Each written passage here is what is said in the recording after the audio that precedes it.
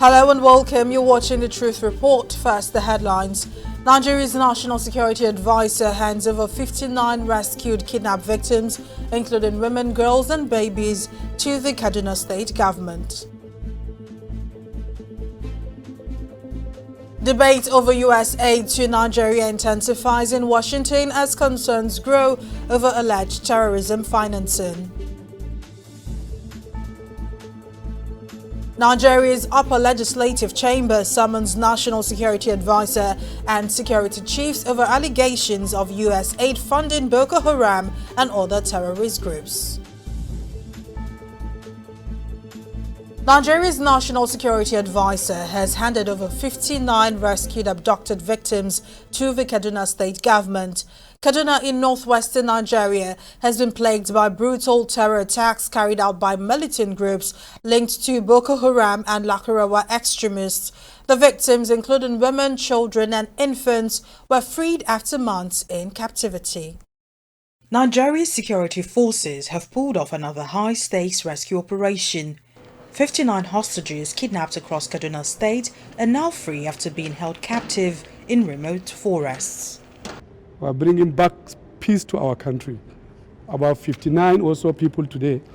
Last week, another number like that, and thousands, and it's ongoing across the country. And it is also a joint operations of all those who are in charge or in the forefront of fighting to keep us safe in our country. The armed forces, the intelligence community, the civil police, all of us are working as one, and we are seeing the results. 4 months, the victims, 28 women, 24 men and 6 children, were trapped in makeshift camps run by heavily armed militants. A coordinated military operation backed by intelligence agencies led to their rescue. Some of them have been with the bandits for about 4 months. Different periods in between, but the most period has been 4 months. And based on intelligence that we've been collecting, the NSA directed we tie up with one division Nigerian Army, who is the lead in Kaduna, to conduct operations within the area which we've identified to rescue these people. One division was the lead in these operations. Due to the pressure from our security forces, the bandits abandoned them and ran for their lives, and we were able to pick most of them from those camps, and the others found their way to the major road and to the police checkpoints. The Army, the Air Force, and all the Navy, and indeed all the military and intelligence security agencies, the police, we are fully on board with the National Security Advisor, and we will continue to work under his coordination to ensure that the mandate given to us in furtherance of the intent of the Commander-in-Chief is fully actualized. This is just one step, and I believe as we continue to work, more steps and more results will be delivered, which will be evident to all. The hostages were officially handed over to Kaduna's Governor, Uba Sani, represented by his Chief of Staff, who praised the security forces for their efforts. This is the second time you are coming here to receive freed captives. The last time was over 40, and you can practically see that we have 58 before you now.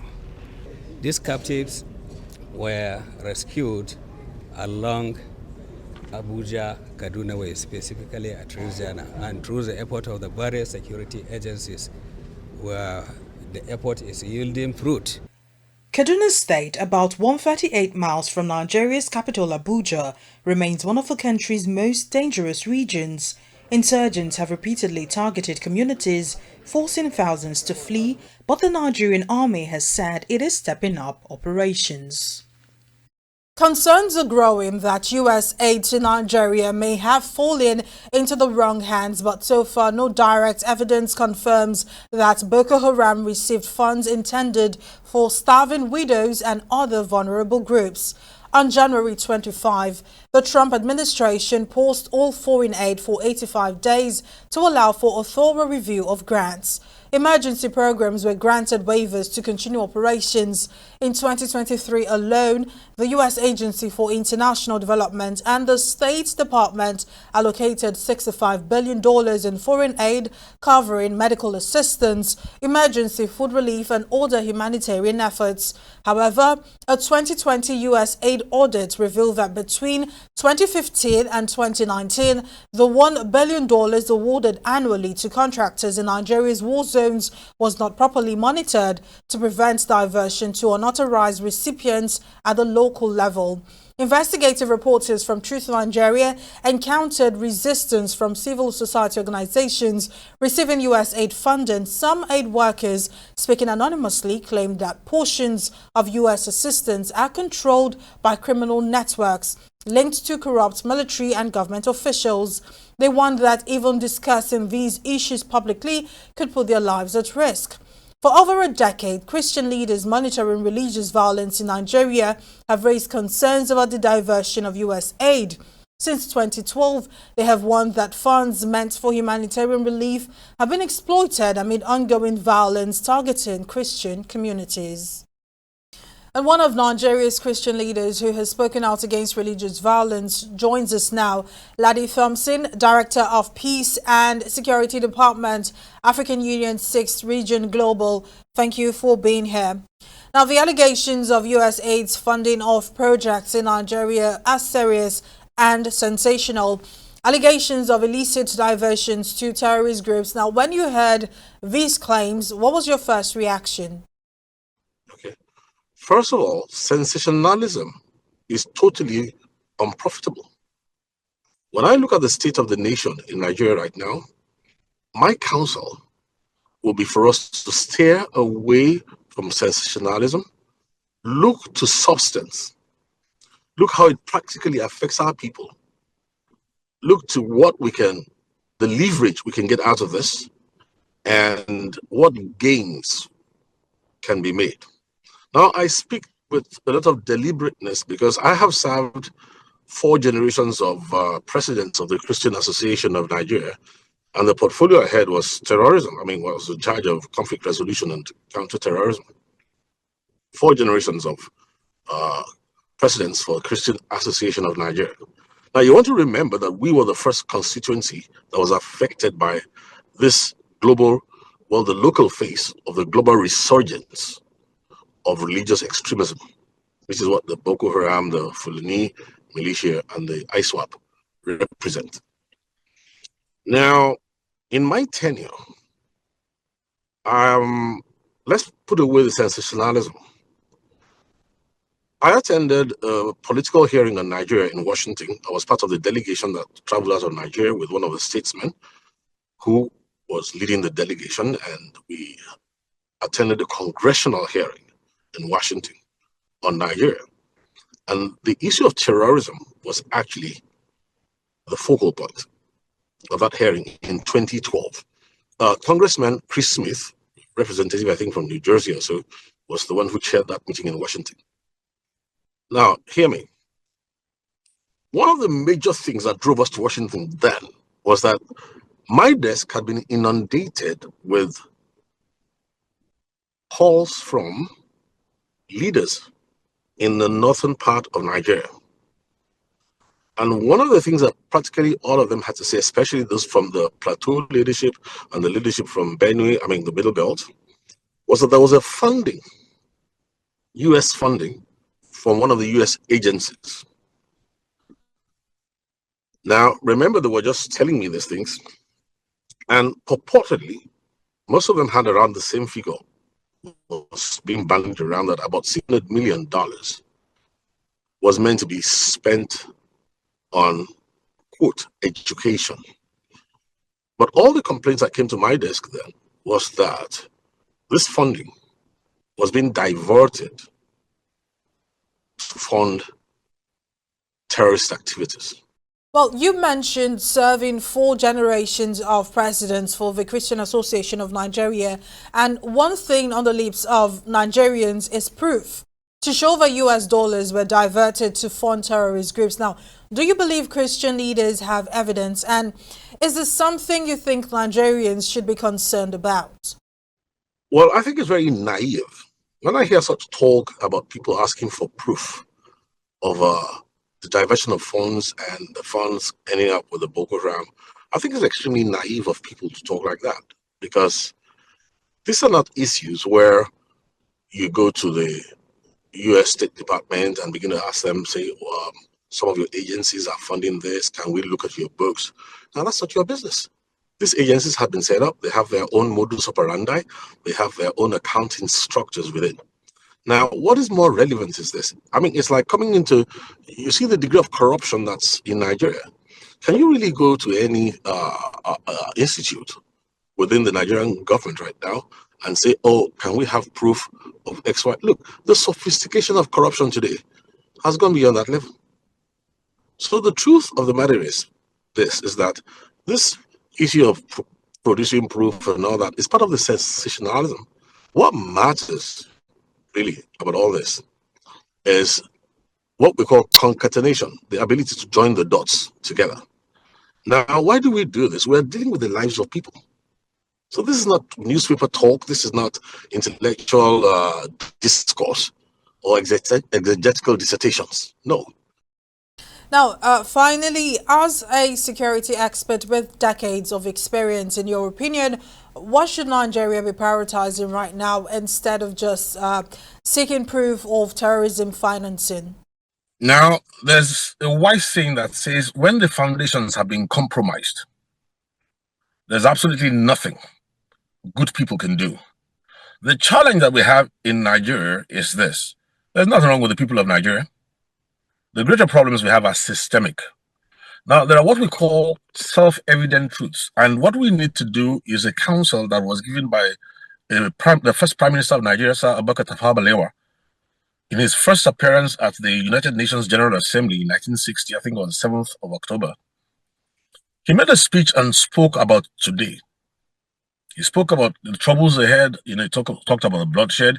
He knew he was going to get through that because he was smart enough to look at the way Nigeria was put together. And nobody can build a project successfully on compromised foundations. Now, if that be true, it takes 200 and something million fools to rise every morning to try and build a successful building project on compromised foundations without going back to fix that foundation. All right, Ladi Thompson, security consultant and director of Peace and Security Department, African Union 6th Region Global. Thank you so much for your time. Well, still on USAID funding, Nigeria's Senate has summoned the National Security Advisor and the heads of all security agencies to address allegations that USAID funds may have been used to sponsor Boko Haram. Senator Ali Ndume, representing Borno South District, raised the issue during a Senate session, calling it a matter of urgent national importance. He emphasized the need for full cooperation with security agencies to uncover the truth. Senate President Godswill Akpabio questioned why USAID should continue operating in Nigeria if the organization is found to be complicit. Political metamorphosis. It's almost like one political party taking over from another political party, and allegations flying left, right, center. It's only through thorough investigation that the truth can be established. Even America has not taken the allegation hook, line, and sinker. They are investigating. So Nigeria must also investigate to be sure, because we won't just keep quiet. It is true that USAID have been funding Boko Haram in Nigeria. We have no business allowing them to have offices in Nigeria. So before we can take decisive steps and also ask for recompense, automatically we must go deeper into the issue. So it's important that we get briefed by our intelligence community. The Senate should immediately invite the National Security Advisor, the Director General of the Nigerian Intelligence Agency, the Director General of the DSS, the Director General of the DIA, to brief the Senate in a closed session on the veracity or otherwise of these very serious allegations. Say aye. Those against say nay. The ayes have it. Well, corruption and mismanagement of funds have played a major role in destabilizing northern Nigeria, allowing terrorist groups to thrive while millions of civilians suffer. Despite billions in foreign aid and government security spending, insurgent groups like Boko Haram and other armed factions continue to operate with alarming boldness. Critics argue that if aid money had been properly managed, northern Nigeria might not be facing such widespread violence and displacement today. Now, for more on this, we turn to our correspondent, Mike Ode-James, who has witnessed the devastation firsthand. Hello, Mike. Thank you for joining me. Now, there are allegations that terrorism in Nigeria has been funded with millions of dollars over the years. Now, would you say terrorist groups have become bolder as a result of this increased funding? Thank you, Mary. That allegation, unfortunately, seemed to be true. Nigeria's top general, Christopher Musa, in an interview early this year, said that Boko Haram members who had surrendered to the Nigerian military were seen with huge amount of foreign currency. Now, the implication is this very group has access to huge currencies to buy RPGs, heavy weapons, drones and others to continue launching attacks on the Nigerian military. The Fulani ethnic militia groups these days go on Instagram to post their activities and to show the money they have acquired through terrorism or through kidnapping. So you can see there is a linkage between this very foreign funding of terrorism in Nigeria and the use of social media by these terrorists to recruit new members. Well, if aid money had been properly utilized, do you think the situation in northern Nigeria will be different today? Yeah, Mary.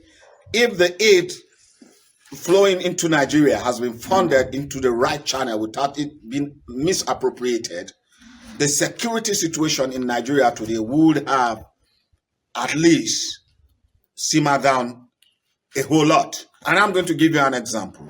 According to the United Nations, in 2024, today, we have over 20 million out-of-school children.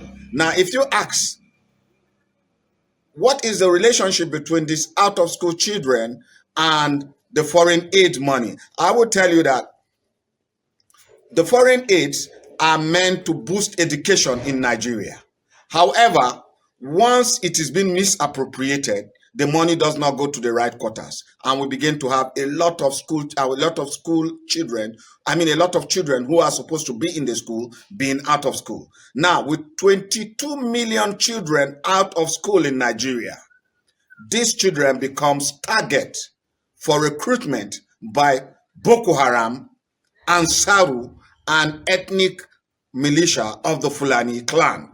So that is where the problem is. Now, like you asked, if these aids were properly utilized, it would have generated also employment opportunities. It would have created development in the northern states. All right, Mike Ode-James, Truth Nigeria TV's correspondent, thank you so much for your time. Nigeria's military kills 75 terrorists, arrests 138 orders, and rescues 46 kidnapped victims. Details of the story and more after the break. Stay with us.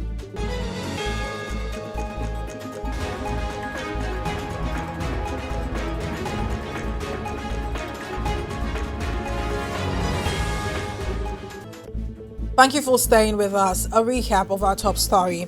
Nigeria's National Security Advisor has handed over 59 rescued, abducted victims to the Kaduna State government. Kaduna in northwestern Nigeria has been plagued by brutal terror attacks carried out by militant groups linked to Boko Haram and Lakurawa extremists. The victims, including women, children and infants, were freed after months in captivity.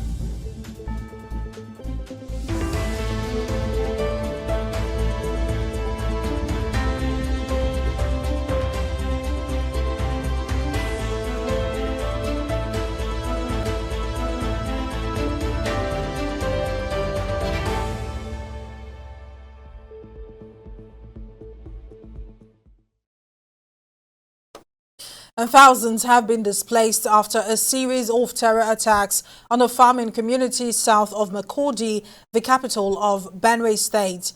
Between February 3rd and 7th, at least 5 people were killed in Otsupo, about 60 miles south of Makurdi, in the latest assault reportedly carried out by militants identifying as Fulani. The violence has rocked Benue, often referred to as Nigeria's food basket, raising fears of further instability in the region. As of February the 17th, only a handful of civilian volunteers remain to protect the Lopomaju community, armed only with pipe guns and hunting rifles. The once thriving town is now almost completely deserted, with 3,000 residents forced to flee their homes. This comes after a brutal 2-day attack that claimed the lives of at least 5 residents and left many more injured. We are here today recounting a very sad experience that came unprovoked, came what you will call a misplaced understanding that is predicated on the now known Fulani attitude of we are in charge. The attack on February the 7th followed just hours after a peace meeting between local leaders and Fulani herdsmen, which was organized by the police in response to an ambush attack on locals during a game hunting competition. Several kilometers away from here, closer to the boundary with the Tiv people, they encountered a bunch of Fulanis who, seeing them in their hunting combat mode, opened fire on them with automatic weapons. Somebody was shot among the hunters, others were injured, others were then yet to be traced in the bush. These same guys came to this village unannounced between the hours of 4 and 5 p.m. when people were relaxed having their late lunch, came, opened fire, and killed as many as they could.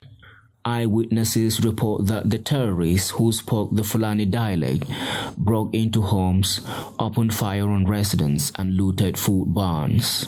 We just sit at home and we hear gunshots our back. Then shoot one of our brother. I turned the bike, then shoot him before he started to shout. Before people go rise up, they don't enter inside room. They come, they shoot, pursue people inside bush, cut people.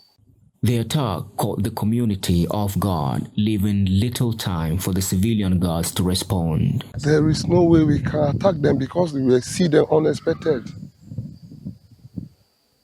I told you that we gather, we are eating before they come. So everybody has to run. Residents claim that the police and military failed to respond to distress calls despite being just a few miles away. Truth Nigeria TV's efforts to reach the authorities for comments were unsuccessful. When the security men were contacted, they never responded until almost 8 hours after. All through the night, they never. The police were informed. The first-class chief, I can mention this with all total confidence, because I was in touch with him. He called the area commander. The area commander told him he was busy somewhere. He called the DPO. The DPO said, oh, we have already dispatched people there. And none of them surfaced until the following day. The community is now struggling to recover from the shock of the attack, with only a few dozen volunteers left to protect the village. This is my community. That's over 3,000 people in this village, but now there's nobody. Fulani herdsmen drive us from the community. Although local volunteers are determined to protect their community, they are calling for government support to enable displaced residents to return to their homes and livelihoods. What they are carrying, we are carrying we are seeing them with pump action and this AK-47 that they are using, rapid shooting, and we don't have such a weapon. You understand? If government can help us provide security permanent to use that their weapon, or give us, we can stand and challenge them. My pain, and I must express this here, this old system where security men come and camp in the territory of the victims and begin to say they are protecting the victims, we don't need it. They should go and look for the enemy. In Jos, Masara Kim, Truth Nigeria TV.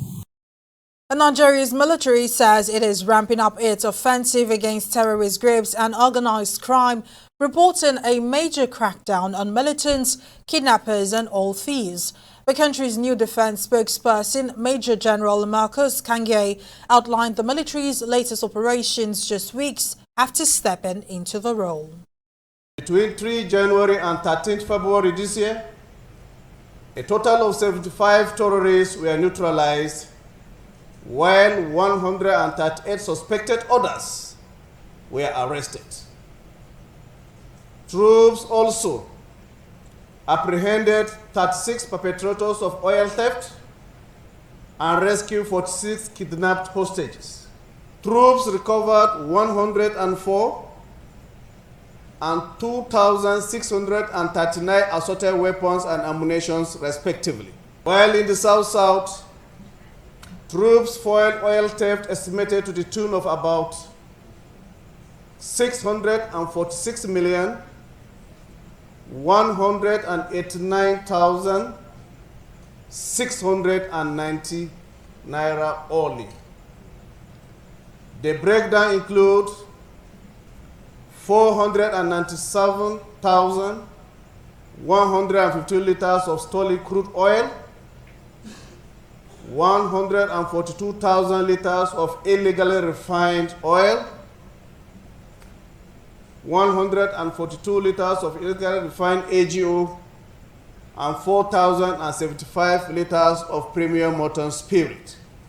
Following credible intelligence, troops arrested one notorious criminal identified as Uwem Osuko in the local government area of Akwa Ibom State. One local-made single-barrel gun, one local-made pistol, 2 mobile phones, and 1 human skull were recovered from the criminal. And the Kaduna State government is facing scrutiny over its decision to approve $357,770 to sponsor 46 prospective pilgrims for the 2025 Hajj. Based on this allocation, each pilgrim will receive $7,777, significantly higher than the official 2025 Hajj fare of $5,698. The state government has yet to clarify why an additional $105,386 was added to the sponsorship costs. Critics argue that government-funded pilgrimages have become a channel for mismanagement and inflated costs. Some of these state governments use it as business. When they sponsor people, from there they make their own money. Ordinarily, it is supposed to be a religious affair, but many of them go there for business. So this money you're talking about does not go to the people going to the pilgrimage. The organizers have their interests, and that's why you see government earmarking such huge sum of money in the name of pilgrimage. Well, that's all for the Truth Report today. I'm Mary Kanu. Thank you for watching. See you next time.